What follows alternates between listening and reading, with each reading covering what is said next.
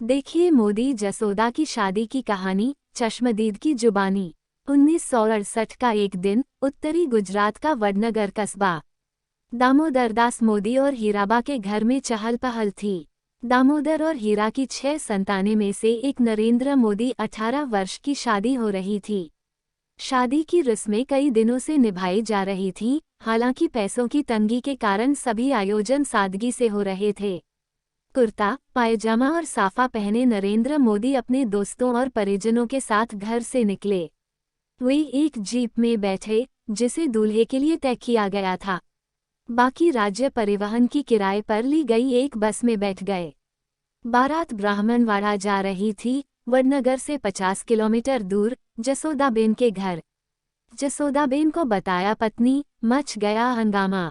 भाजपा के प्रधानमंत्री पद के उम्मीदवार नरेंद्र मोदी ने पखवाड़े भर पहले अपने नामांकन पत्र में पत्नी के खाने में जसोदाबेन का नाम लिखा तो हंगामा मच गया। मोदी ने इससे पहले 4 बार विधानसभा चुनाव लड़ा, लेकिन शादी के खाने को खाली ही रखा। कांग्रेस कार्यकर्ताओं ने शादी की बात कई बार उछाली। मीडिया के भीतर भी सुगबुगाहट हुई। जसोदाबेन को ढूंढकर उनका साक्षात्कार भी कर लिया गया, लेकिन मोदी खामोश ही रहे। 15 दिनों पहले जब मोदी ने जसोदाबेन को अपनी पत्नी का दर्जा दिया तो उनकी शादी के किस्से फिर से कहे और सुने जाने लगे। एक अंग्रेजी पत्रिका ने ये किस्सा एक चश्मदीद के हवाले से छापा है। नरेंद्र मोदी की शादी 1968 में ब्राह्मणवाड़ा में चिमनलाल मोदी की बेटी जसोदाबेन से हुई। चिमनलाल मोदी एक स्कूल में अध्यापक थे। मोदी की शादी में शामिल 75 साल के पुंजा पटेल ने बताया, जब मोदी की बारात ब्राह्मणवाड़ा पहुंची, उन्हें घोड़े पर बैठाया गया। घोड़े पर बैठकर मोदी जंच रहे थे। पुंजा समेत मोदी की कई पुराने दोस्त हैं, जिनके जहन में मोदी की शादी आज भी तरोताज़ा है। पुंजा उस शादी को एक और कारण से याद करते हैं।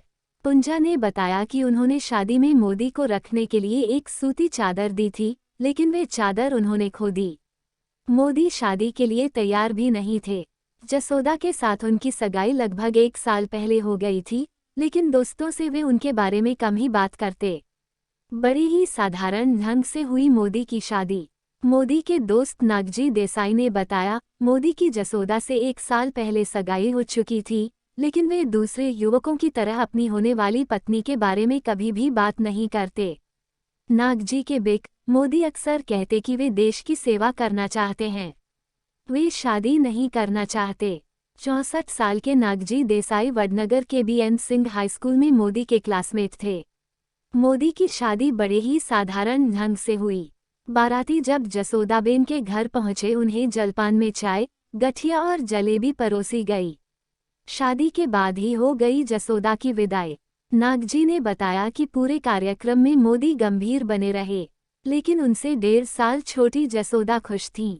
उन्होंने लाल रंग की गुजराती साड़ी पहन रखी थी और गुजराती परंपरा के ही गहने पहन रखे थे। शादी के बाद दोपहर का खाना परोसा गया।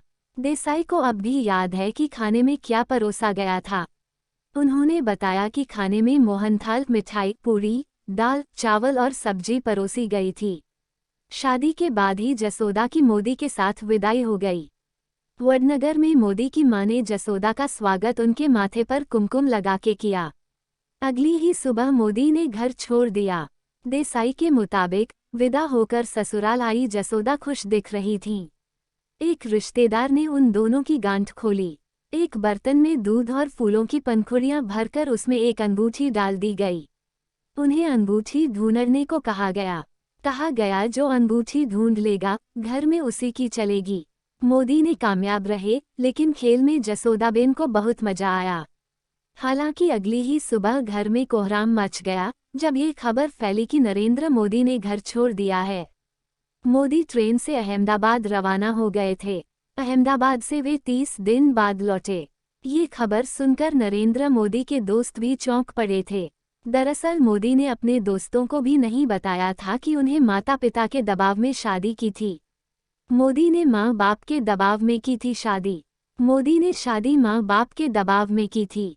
मोदी के दोस्त जसुद खान ने बताया कि मोदी की शादी हुई, लेकिन वे एक भी दिन जसोदा के साथ नहीं रहे।